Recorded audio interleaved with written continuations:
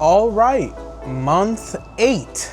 My neighbors are probably working on their lawns today, and since it's already the 26th, I can't take any more time to make this video, so let's get to it.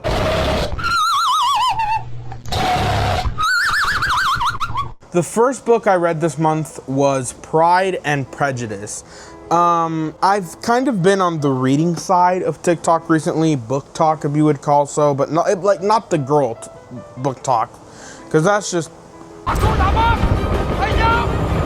Well, we'll get into that another day. But I've just been hearing a lot about Pride and Prejudice, and I was like, I'll pick it up, I'll read it. I've got a couple of Jane Austen books, maybe I'll like it, you know? So I read it, and it was about it was like right when I got to volume 2 that I started getting this feeling in the back of my neck. Do I really like this book?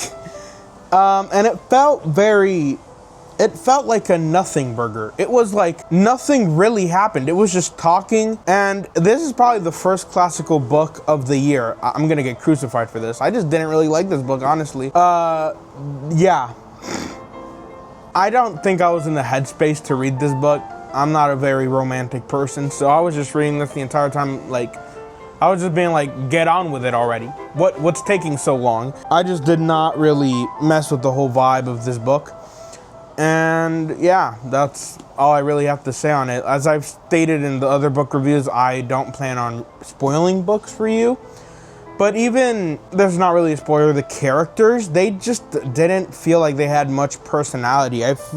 They felt like anime characters almost. Like whatever like emotion they portrayed was their entire character almost. And of course that's not the most accurate depiction. I was just trying to sum it up quickly, but it felt like the characters they were really different, but it's like, I just did not mess with the book, unfortunately. And yeah, I remember I was telling my dad that I just did not like the book. He was like, you're entitled to that opinion, but I was like, it's such a famous book and it's so renowned, and I'm pretty sure there's like a movie. And I read it and I was like, I must be the one that's in the wrong here. Let me look up some summaries to make sure I got it all perfect, how it was meant to be. And I understood it 100% perfectly. I just did not like it. So it's probably a book I'll have to revisit at some point in the future. Maybe I'm not mature enough for this, I don't know, but like I just read it and I was like, okay, the one pro I do have to give is that the writing is impeccable. I really like the writing style and the way everything was structured. It's just that the story and the tone and the themes and the overall way the narrative was carried, I just didn't really like it. But the writing was incredible. That's the only reason I could read all of it. Like once I got to volume 2, I would normally drop this book, but I was like, I'm too far in now. I might as well see. Maybe it just gets better. And it was around page like 300 where I was just like... So, by the way, this is not the book that I used to actually read it. It's perfectly intact. This is the second copy I have. I actually read the cloth-bound Penguin Classics version, but I couldn't get that one out of the case now, so I just grabbed this real quick. I'm actually gonna donate this book. It's just a spare I had. I was like, I need to film this video quickly. Her arms were cut off. Her legs were cut off. Her ears were cut off. Her tongue was cut off. Her nose was cut off. Her eyeballs were plucked out. I also hope you guys mess with the Matt Murdock glasses. These are the only other ones I had that I haven't used yet. And yes, they give crazy migraines, so. The second book I read this month was Child of God by Cormac McCarthy. Now, this is coming from a person who's read Blood Meridian, and about half of Cormac McCarthy's entire and of course Blood Meridian is the king of disturbing novels. It's probably the most disturbing one of his, but this one has to come in second place.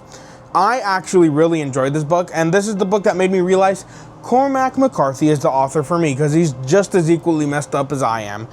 In short, the title of this book is very misleading. This is not the type of book you think it is if you just look at it. If you don't know who Cormac McCarthy is and you pick this up, you're like, whoa, what a Christian book. No, so without really spoiling the book, It's a very short book. You can go and read it. I would not recommend it. Not for the faint of heart. The book's main protagonist is actually a serial killer, and we just get dropped in the middle of this dude's life, and we see how he interacts with people, and this dude is disturbing. They made a movie about this book, actually, James Franco, and the movie wasn't that good, honestly, and I haven't even seen it, but I've heard that it's not that good, because James Franco also wanted to do a movie about Blood Meridian, and some of the test screening, like some of the test footage he recorded, it got released a couple years ago, and it was not good. So the book is not his best work, but it's definitely up there with the most disturbing books I've ever read in my entire life. I'll give it like an 8 out of 10. I at least enjoyed it.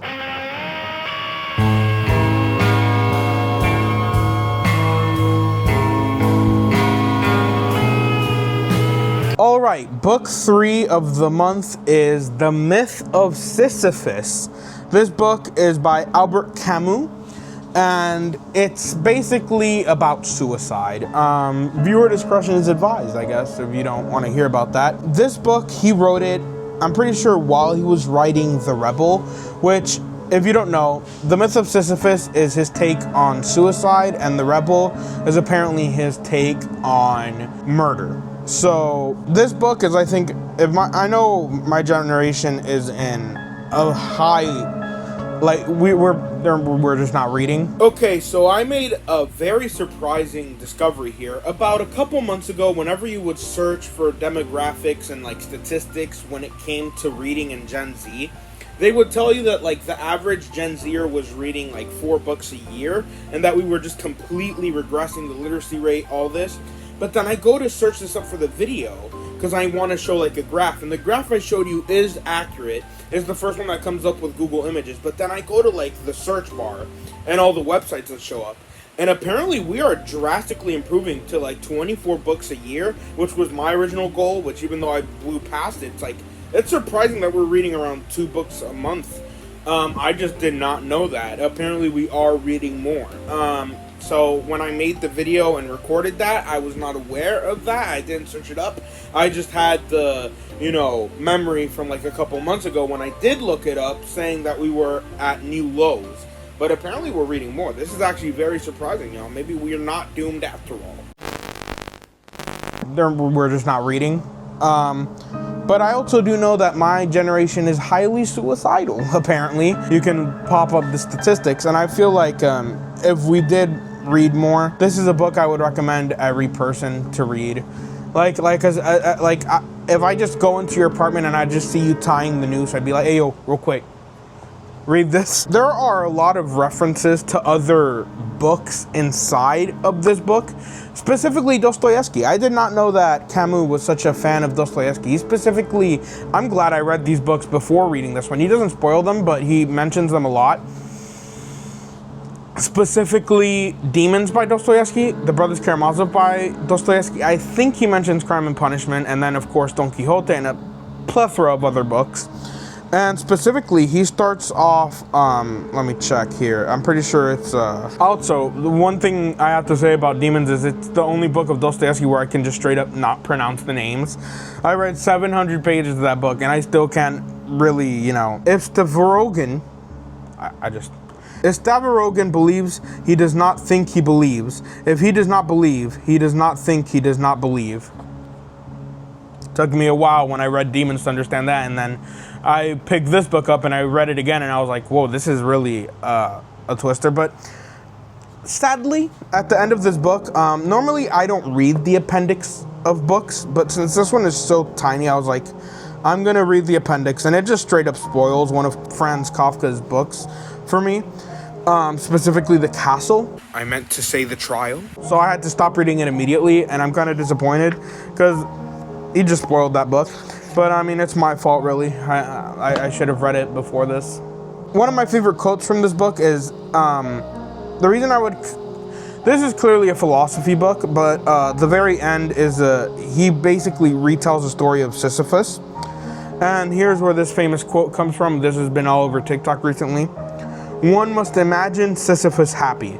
And that really sums it up. I think that's the ultimate response he could have given to suicide in individuals. He even takes it back to all the way back to our roots from the essence of humanity. He takes it all the way back there to the reasons we even are suicidal to begin with as a species. So it's a very interesting read, and I would highly recommend it.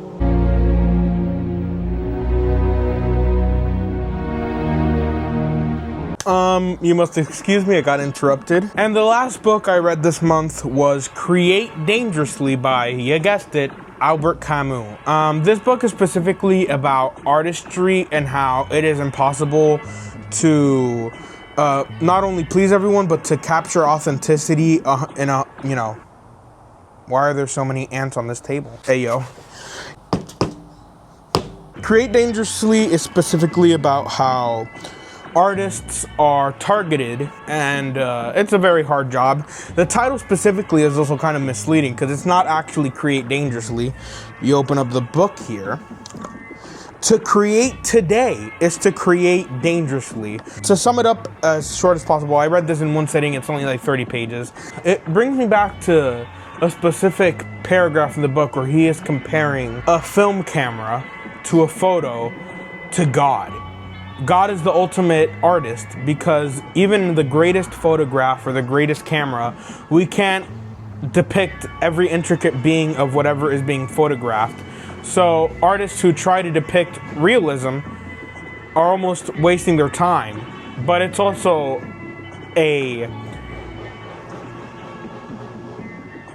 there's these kids over here playing with motorcycles.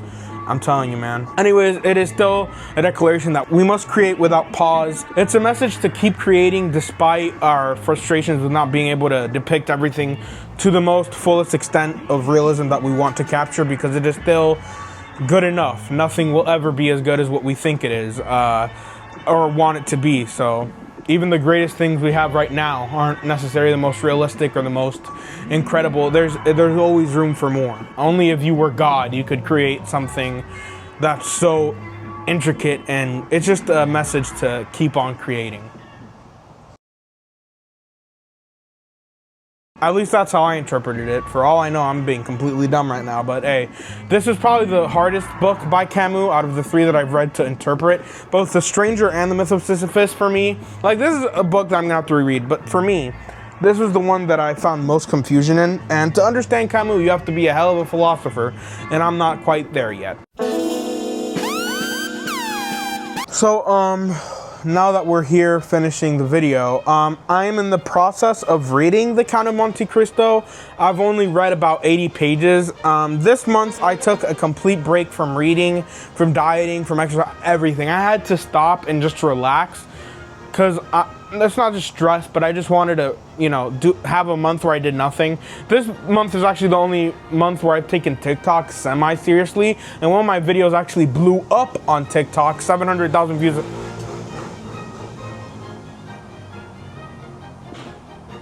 700,000 views as of the recording of this video, so that's pretty sick. I'm actually planning a sequel to that video, and it might be out before this even gets out to y'all by the end of the month. But still, I do plan on reading The Count of Monte Cristo. I might finish it this month, or maybe it'll bleed into the next month. Either way, I'll let y'all know in the community tab if I finished it or not before the end of the month. But it's a very entertaining book. It's so good. It's so captivating. It's just that I wasn't really, Pride and Prejudice kind of took it out from, it took out my will to read classic literature this month. So I was just like, I need to take a break in this or I'm going to get, fatigued. So I had to put a full stop to it. Now on to next month's reads. We have One Flew Over the Cuckoo's Nest. All I know about this book is that Jack Nicholson and Brad Dourif played a role in the movie, and someone gets a lobotomy. I don't even know who, but it's a good book, I've heard, so I have to read it next month. The Gambler by Fyodor Dostoevsky. This is the same copy that I read The House of the Dead on. I just didn't read The Gambler, which is one I'll read this next month that's coming up. Great Expectations by Charles Dickens. Also, I have to put in a formal complaint here. Why is it that every time you hold one of these books for more than 2 minutes, if you just sweat a little bit, the entire engraving, whatever they have on here, the ink, the tint, the dye, it just completely rubs off. It's like, bro, I'm paying so much money for these, make it better quality. They're doing that on purpose to piss me off. Anyway, and the last book I will be reading next month is War and Peace, specifically the Richard Prevere translation, or maybe the Constance Garnett. I don't know. Constance Garnett is such a good translator. That's the translation I read for Crime and Punishment and a bunch of other Dostoevsky books. And the way she translates Russian. So, yeah, let's get on to the weight portion. So as you heard in the previous statements, I kind of gave up on everything this month. I just went back, started eating, you know, didn't go to the gym. I just completely had to take a break because it was becoming too much for me. So we gained back 8 pounds, but as of today, this is my first day back at the gym and eating right, and I plan on continuing that for the rest of the year. So I'm just taking a break. I just took a break, I mean. And yeah, well, I'm back on track now, and I'm gonna try and lose all that again next month, and the month after that, and the month after that, until eventually I'm at my goal. So yeah, that's all I really have for this video. This is probably gonna be the shortest book review on the channel, but yeah, this month was probably the laziest month of the year, but it was more of like a mental health month at this point. Like I had to take a leave of absence this month, but I'll be back in full force for next month's book review. So yeah, I hope you guys have enjoyed this video, and I'll see you all next month. Also, I'm still trying to get my computer fixed. Wait, channel update. I'm still trying to get my computer fixed. I really want to play Project Zomboid and a bunch of other horror games, but I still haven't been able to go to Best Buy to get the memory fixed. So yeah, whenever I do get the memory fixed on my computer, I'll probably start uploading. Hopefully, by next month it is fixed. I'm also working on this huge project for YouTube. I'm planning on renting out a U-Haul for like $20 and going on Facebook Marketplace and getting like a free piano or something near us. And I plan on fixing it for you guys. And I have even more plans beyond that, but those I will keep a secret just in case. So yeah, it's really hot out here, and I finished every main point I wanted to make with this video. So I'll see you all in the next video. The ants are attacking, and these guys are on motorcycles. Okay, I'll see you all next month. Bye.